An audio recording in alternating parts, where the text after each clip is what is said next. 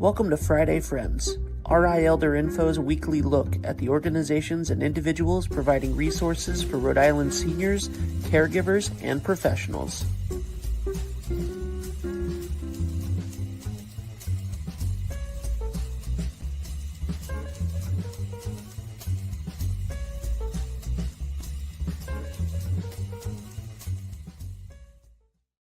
Good morning, everybody. Happy Friday. It is 9 o'clock on Friday, and you are watching me, Deb Burton, the host of Friday Friends, where we bring you information that you or someone you know needs to know about. And today we are having a really important conversation with Congressman Magaziner around Social Security and what the big, beautiful bill means.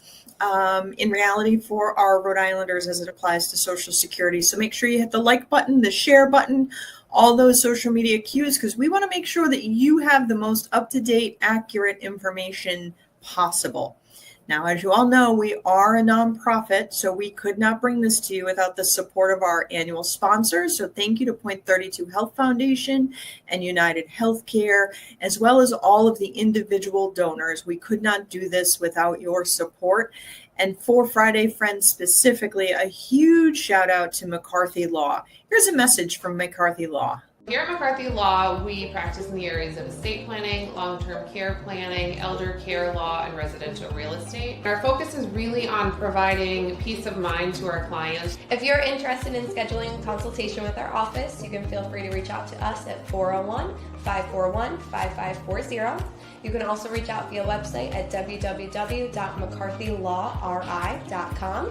You also should check out our social media, both on Facebook, Instagram, and LinkedIn for some helpful tips and tricks. So welcome to Congressman Magaziner. Thank you for joining us on Friday Friends. Thanks for having me. And thank you, Deb, and everyone at RI Elder Info for everything that you do. It's such an important service. Yeah, I appreciate that recognition. Absolutely. So the big, beautiful bill was signed into effect on the 4th of July, and there's been a lot of really broad and wild talk about how it's going to impact our older adults and caregivers here in Rhode Island and nationwide.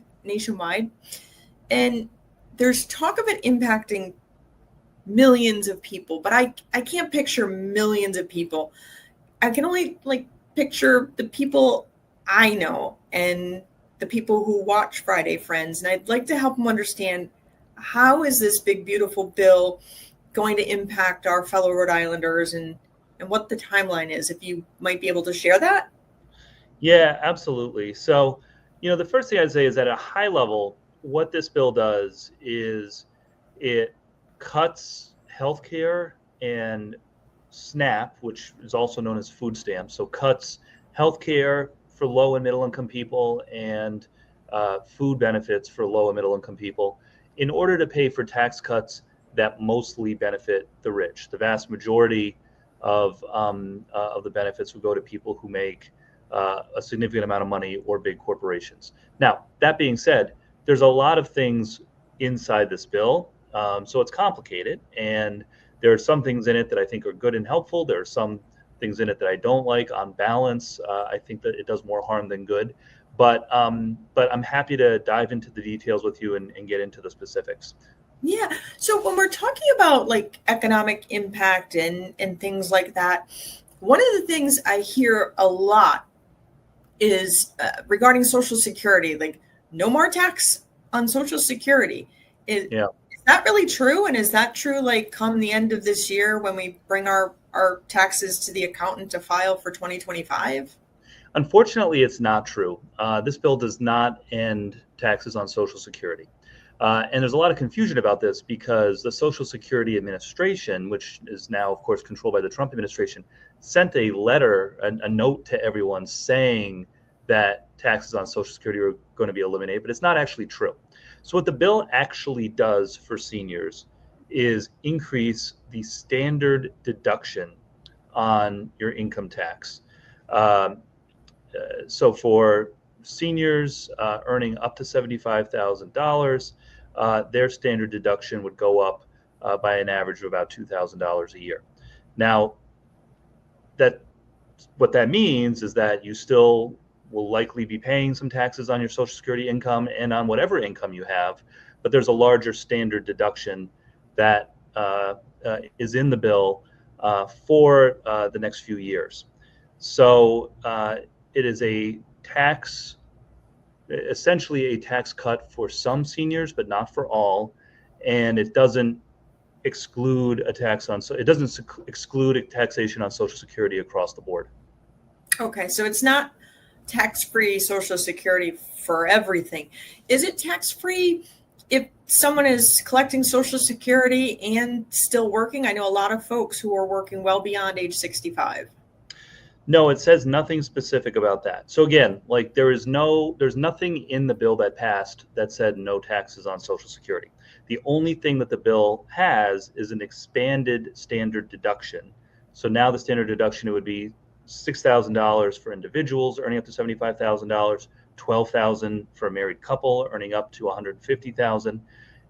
That would be the standard deduction, but there's no across the board exclusion on taxes on Social Security, nor is there anything in there that says that you would not pay taxes on Social Security if you're still working. Your taxes, your benefits could still be taxable under this bill.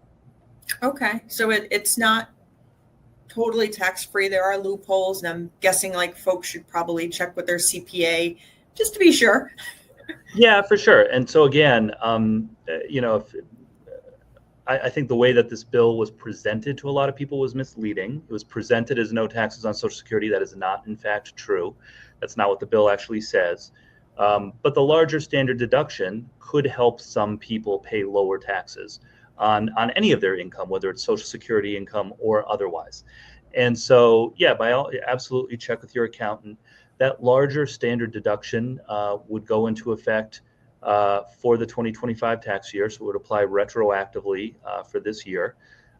So when you file your taxes for next year, it would go into effect.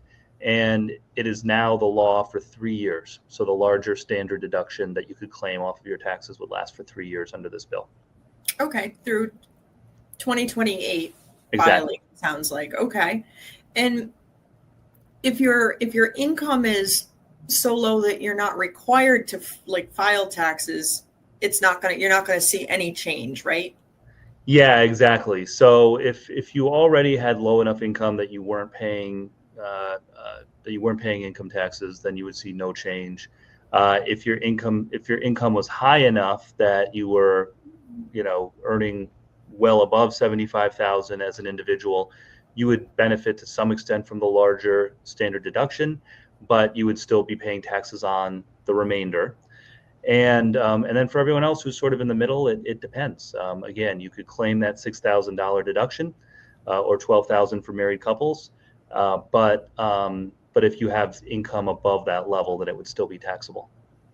And then with that added deduction, and I'm certainly not an accountant or a financial advisor in any kind of way, that means your income could be reflected as being higher for some of those programs like the SNAP or food stamp program or subsidized housing, Medicaid healthcare. Is that correct? Am I understanding that right? I think that's right. If your after-tax income is higher, that might impact your eligibility for some programs, and that is also something that you should really be careful about and you should check with those program administrators. I will say, if you have any questions about your eligibility, for your continued eligibility for SNAP or Medicare or anything like that, then you should contact our office or Senator Reed, Senator Whitehouse, Congressman Amo. And we can help you talk to CMS, talk to Medicare, talk to Social Security, and find out what you are still eligible for. Okay. And the other thing I wanted to talk, because I know there's so many things going on and your time is super limited. One of the other concerns that has come up is the work requirement around being able to receive Medicaid health coverage. Yes.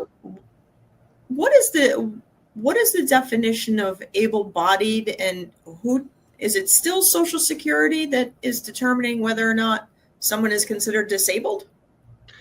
Yeah, that is a really good question. So basically, Under this new definition, you're considered able-bodied if you are between the ages of 19 and 64 and not disabled, pregnant, or caring for a child under the age of 14.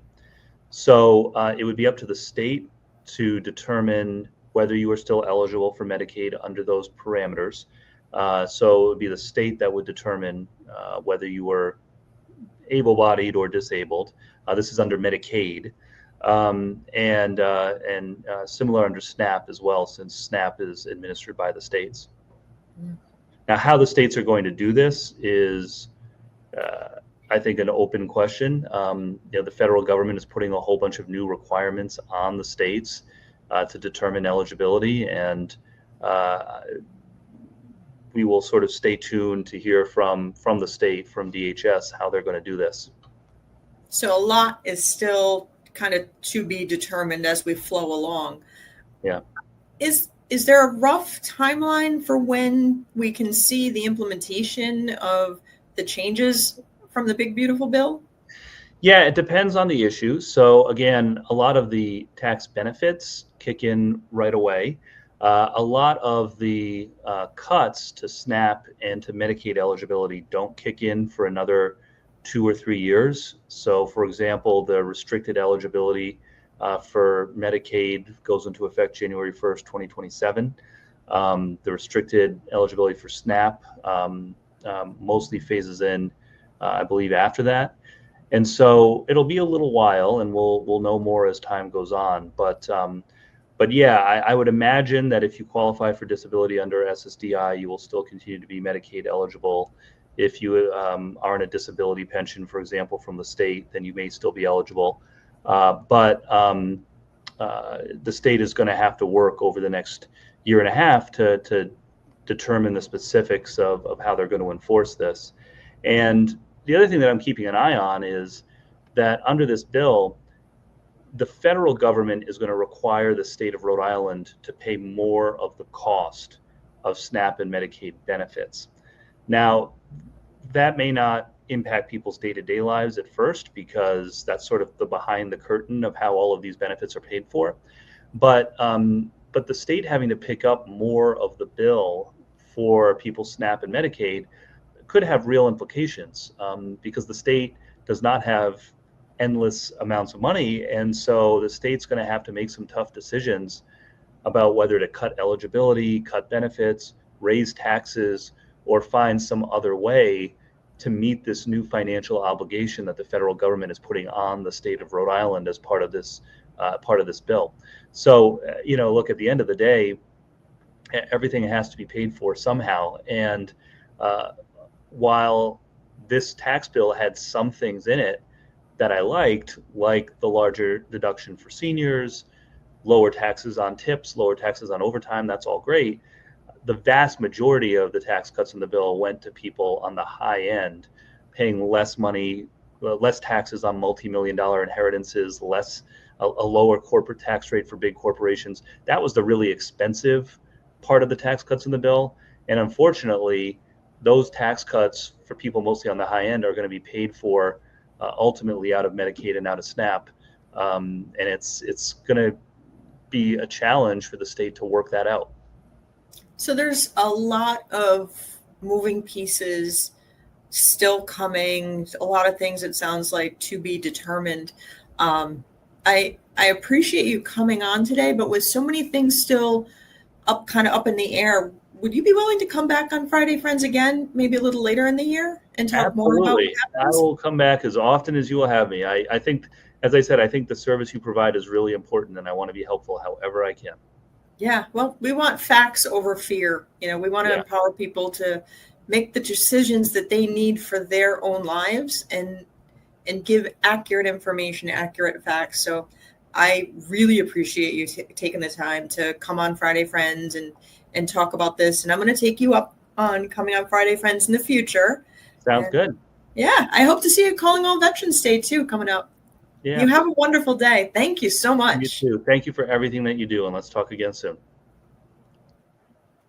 Everybody, as you all know, there's lots of changes coming, and we want to make sure that we're bringing you up-to-date, accurate information directly from the experts. So if you have questions, please don't hesitate to reach out to Congressman Magaziner's office or Gabe Amo's office, Jack Reed, Sheldon Whitehouse. Please reach out to your delegation if you have questions or concerns about how these changes may or may not impact your life.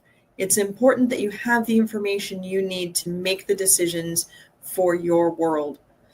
I am so glad that you have all joined me here August 1st already. I can't believe where the summer has gone for Friday Friends. I hope to see you all again next week here on Friday Friends and on Saturday, August 16th at the CB Museum and Memorial Park between 10 and 1 for our 6th annual Calling All Veterans Day, which is an information and resource fair for veterans of all eras, the community, each other, individuals who are caregivers. It's going to be a fun time, so come on down. That's in person at the CB Museum on August 16th from 10 to 1 and get the information and resources that you need for yourself, for a veteran in your life, for a caregiver in your life. It's going to be amazing.